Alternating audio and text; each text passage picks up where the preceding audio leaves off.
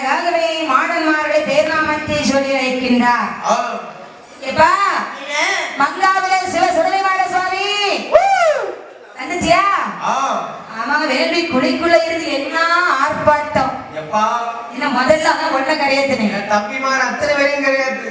ஆமா, ஏ சுடலை உண்டா பலவேஷம் நல்ல பல பல வேஷமெல்லாம் போட்டு திரிவிரியே, நீ முண்டனா?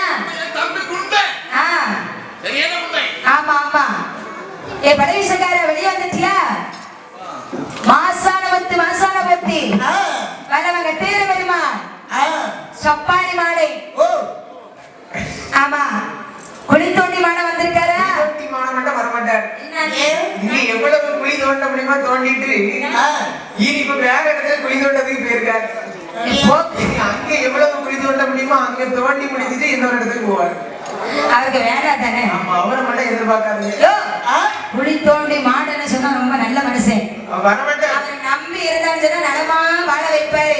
நீ இப்ப சொன்னியா குழி தோண்டுவாருன்னு, அது யாரையோ மனசுல வச்சு பேசுற. இவ்வளவு நாளைக்கிட்டதான் இருந்தாரு, சொல்லாம கொள்ளாம ஓடிட்டாரு குழி தோண்டி மாட. உனக்கு நேரம் தெரியல, அவரா போயிட்டாரு. நல்ல நேரம் இருந்தா சாமி நம்ம கூட தான் இருக்கும். அது போல இந்த போக்குவரத்து மாலை ஒரு நாள் வருவாரு, இன்னொரு நாள் போவாரு. ஆமா, அங்க போவோம் இங்க வருவோம். ஆமா, ஏ சீவலப்பேரி சுடல கொத்தபட சுடல, ஏ ஊசி காட்டு சுடல மாடா. எப்படிப்பா ஆளு 21 அண்ணன் தம்பி 21 பேர் இருக்கிறீங்களா? வந்துட்டீங்களா வெளியே? யார் வரல? முக்கியமான ஆள் இருக்கு.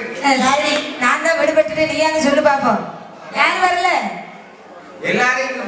ஆமா, நீ மையானத்துக்கு போகும்போது நான் வேற ரூபத்துல போவேன். எந்த ரூபத்துல எல்லாம் போவ?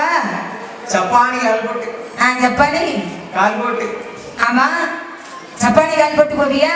ஆமா. அதனால